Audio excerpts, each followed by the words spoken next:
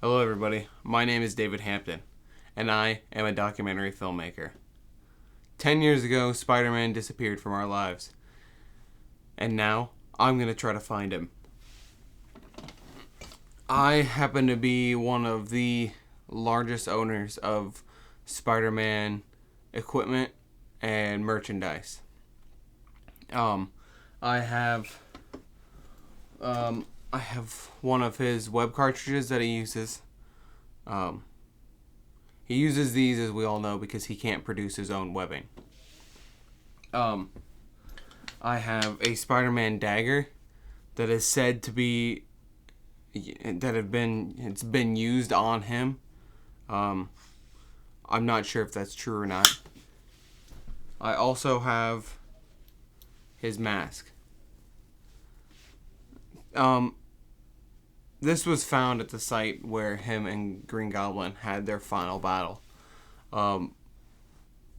As you all know, we are in tough times right now. We need Spider-Man more than ever.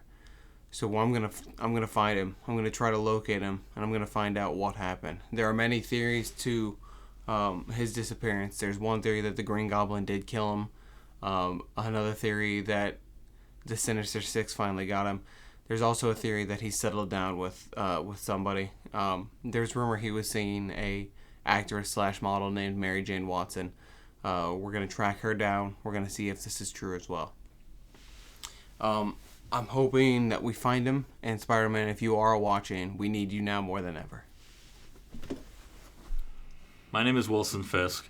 I'm a retired criminal. And how long have you been retired? I've been retired a little over 9 years. In fact, it was about 10 years ago that Spider-Man disappeared, and I started noticing a definite improvement in my health. As you can tell, I have hair now. I don't have to worry about getting sunburn when I go outside, and I'm just very much enjoying life. And what do you mean, health? During the time that I was having problems with Spider-Man, I was also fighting cancer, and I blame Spider-Man for that.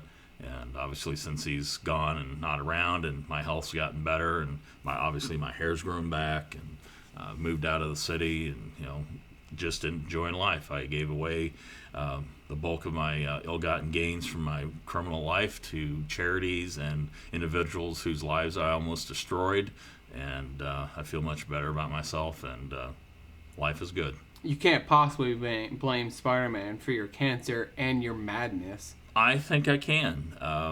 You do realize he was bitten by a radioactive spider, so he claims, and for the amount of swinging around the city he's done, and the amount of times that I was on the receiving end of his web entrapments, that I believe something transferred from his webbing, and that's the only thing I can explain. And by getting the contracting cancer from the webbing for the radioactive elements that I had, that messed with my head, and it wasn't myself, and I turned to a life of crime. Well, Mr. Kingpin, you are... Please don't call me Kingpin, just Mr. Fisk. Mr. Fisk, you were responsible for the deaths of hundreds of people in the greater metropolitan area. And you're blaming Spider-Man for all of that? That goes to how the radioactivity was affecting my brain and going through the different cancer treatments that they were trying. It messes with one and does not allow you to think clearly, or gives you hallucinations on what you think you are, who you are, and what you can do. And I'm a good prime example of how that affected me. So, well, the reason for this documentary is I'm trying to find Spider-Man and get him fighting again. The crime rate is up. That is higher than it ever has been. We need Spider-Man now more than ever. How do you feel about Spider-Man possibly returning to fight criminals like yourself? If he stays away from me, that's fine, because obviously I'm a good, upstanding citizen. I have no reason to be in the way of Spider-Man, so good luck on your search. If finding him will resolve the issues, then I'm all for that, but keep him away from me, because I'm enjoying life. I don't want to go back to being what I was, because I am not that person anymore. And by the way, if you do find Spider-Man, please give him this letter. I'm suing him for recuperation of costs from the cancer and the trauma that it caused me. How can you sue him? There's no proof that his webbing gave you the cancer. Oh, I believe so. If he indeed was bitten, as I stated earlier, by a radioactive spider, he had to have radioactive components in his webbing material, which for the number of times I was encased in that element that he called webbing, I believe I contracted radioactive problems that caused me cancer. So I think I have a case. If you could say one thing to Spider-Man, what would it be? Leave me alone.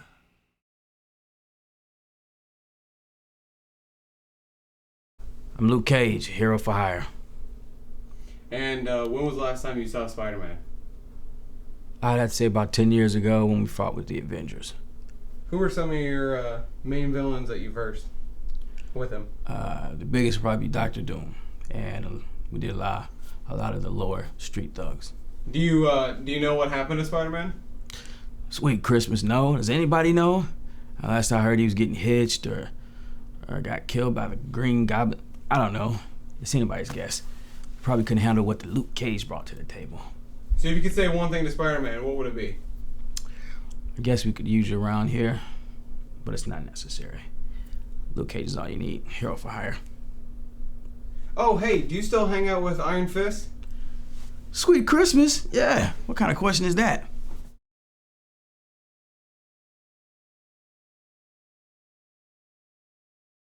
I'm Spider-Man's arch nemesis.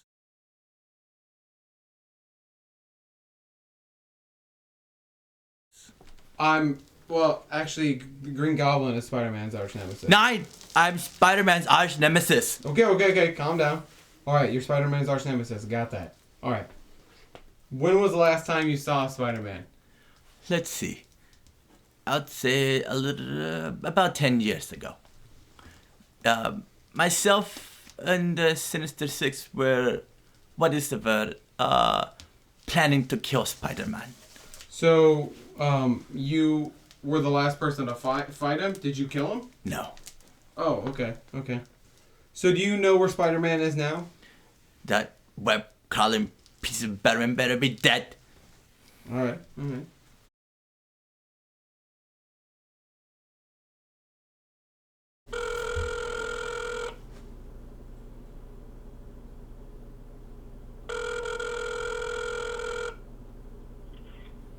Hello? Yes, hello. Is this Miss Mary Jane Watson?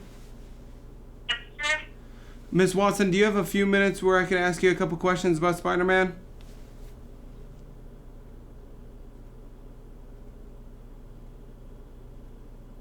Hello, Miss Watson? My name's David Hampton. I'm a documentary filmmaker. Yeah, I don't think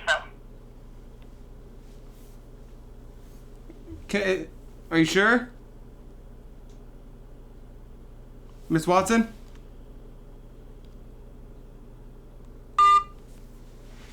She hung up.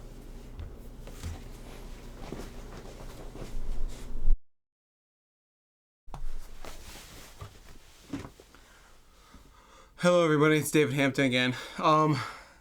This concludes our documentary. We weren't able to find Spider-Man, but we did get some good testimonials from his friends. We tried to get a hold of Mary Jane Watson. That didn't work out so well. If Spider-Man is out there, I hope he does decide to start fighting crime. But this documentary does make me wonder if Spider-Man truly is out there. So it looks like we lost power. I think we'll switch to... we're going to switch to night vision. Alright. So we have lost power, but we have night vision on here. We're going to see what this is all about.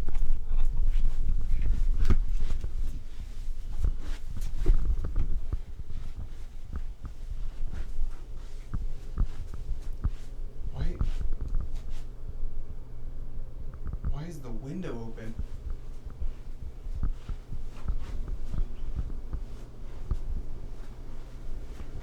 What the hell?